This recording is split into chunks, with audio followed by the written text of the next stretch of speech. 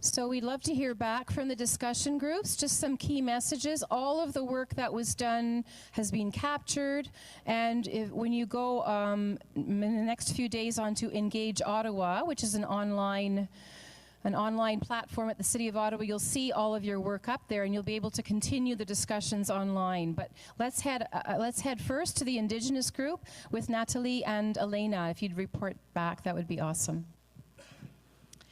So I really appreciate that we had such great participation in this circle. We certainly ran out of time because everyone was so passionate about the discussion around culture and accessing culture in this city. A couple of key messages I would say. There was a real emphasis that we needed to take the appropriate amount of time to go through the process, to follow proper protocol, to engage with our host nations, the Algonquin host communities, and look at this in a long-term strategic sense. We also talked about ensuring that there was access and what that would involve. So in terms of perhaps access to ceremonial space, to have a sweat lodge, what would that include? So we did a little bit of a visioning exercise and talked about the elements that might be included in there and the process of how people might access it. What else? I'll pass it on. Yeah, we talk about, just to add to what Elena was saying, we talk about, given that we are on Algonquin land, that the facilitation of the space should be Algonquin.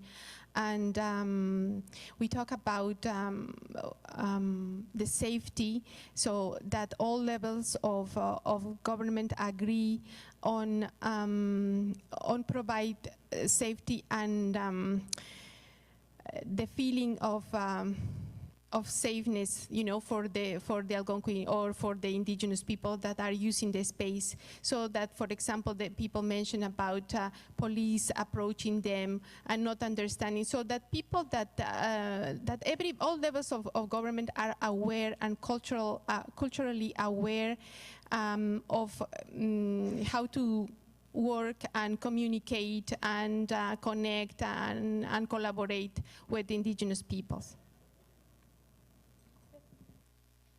Thank you.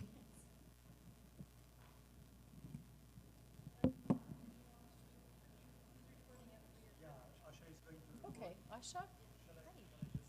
Yeah, we can go up together. Want to come up? Yeah. Hi, Asha.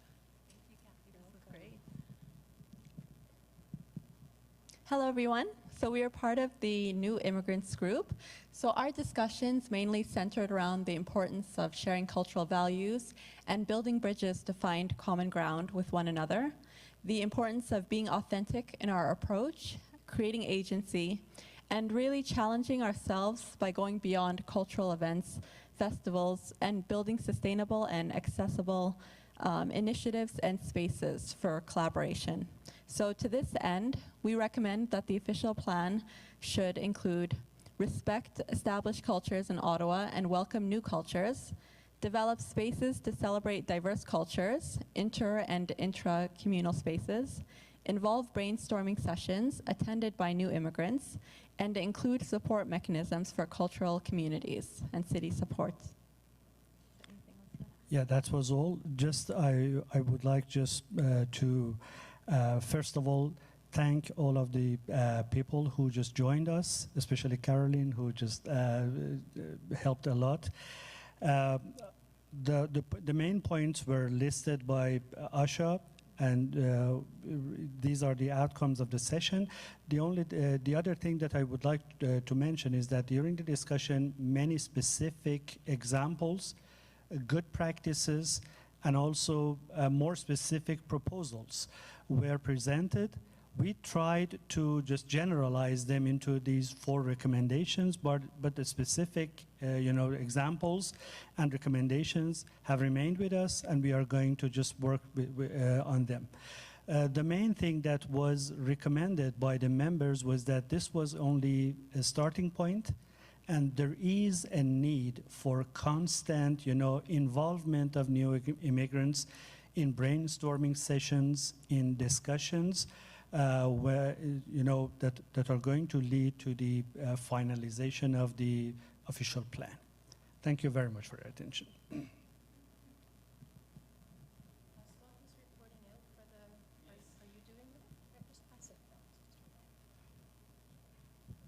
Hi, my name is François Lachapelle. So I was with Robin van der Laan, a planner from the city, facilitating the group on, it's the long title, you remember it?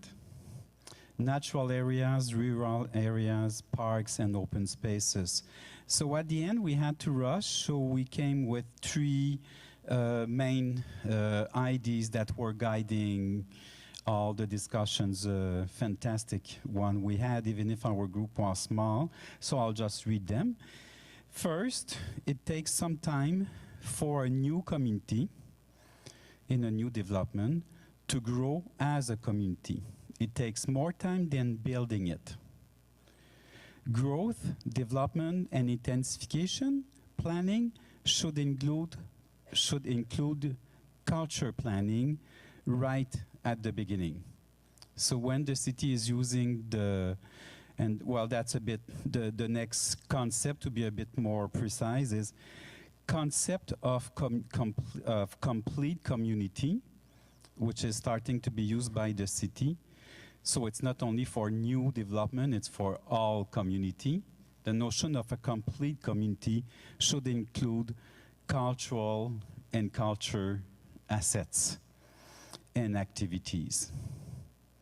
The third idea was more about bigger green space, need to designate cultural landscape to be protected.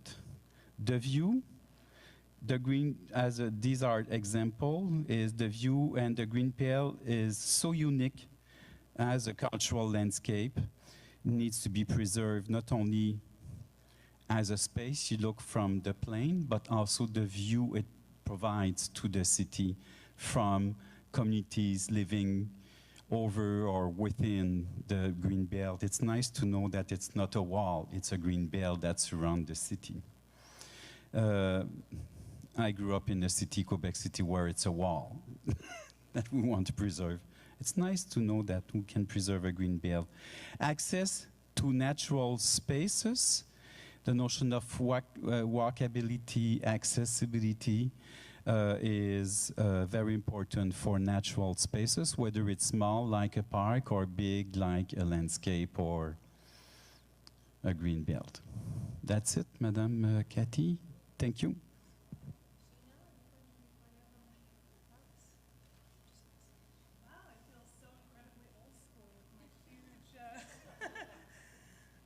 It looks like I have a lot, but not really. It's because you just shifted 30. That's happening. There we go. So I was part of the arts, let me just see here, arts, heritage, and cultural hubs. So we were looking at clusters, districts, built heritage, co-location of assets, proximity, and gathering space. So we had a lot of ideas, and Carolyn did a lot of writing on these two boards, but we managed to boil it down to 5 points that kept coming up again. So affordability. Affordability when it comes to housing, affordability when it comes to artistic spaces. That was a big point. Repurposing also came up as well, and co-location. But when we're repurposing buildings, whether they be malls or schools or churches, just making sure that we keep that affordability in mind. Mapping came out as well. Just what do we have? There's a lot of assets that we have that we might not necessarily consider cultural institutions, but they are. So where are they located? And also just the need to have a cultural hub that reflects the community in different neighborhoods.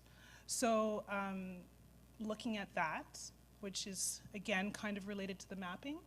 And the last one, which is good, and I think, Francois, you were just talking about that, but just looking at everything with a cultural lens, whether it be development or densification or creation, just like making sure that culture is one of the boxes that gets ticked off when considering all of these things. So thank you very much.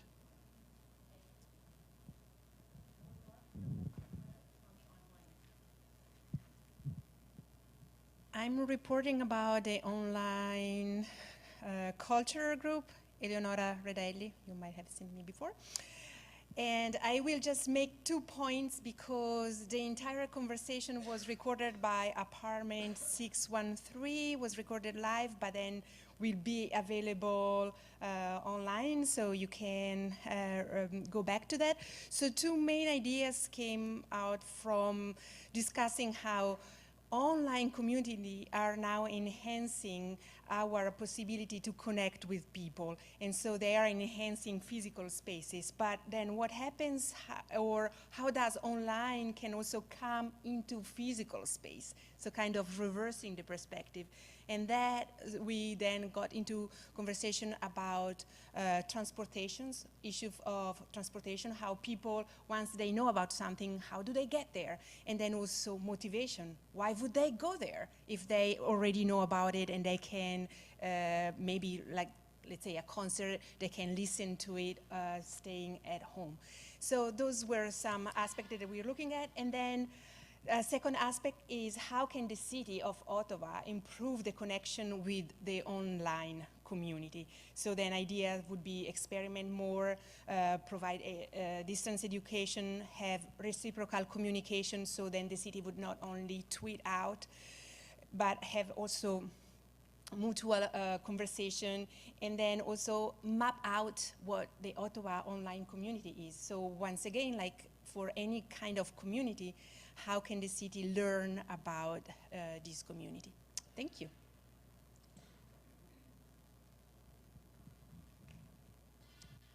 Thank you. So you can see the results, how rich they are when you're working together and when you're fully engaged. So thank you so much, and grand merci for all of your participation.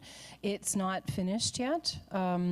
This material will be online at Engage Ottawa, Participants Ottawa, and it will be, you'll still be able to connect into this discussion for about a week and a half. If you have not signed in today, please do so. We'd love to stay in touch with you on this topic and others. And our contact information is in your information packages, so we would love to hear from you. If anyone wants to call, wants to connect with us with other ideas, we're happy to connect with you.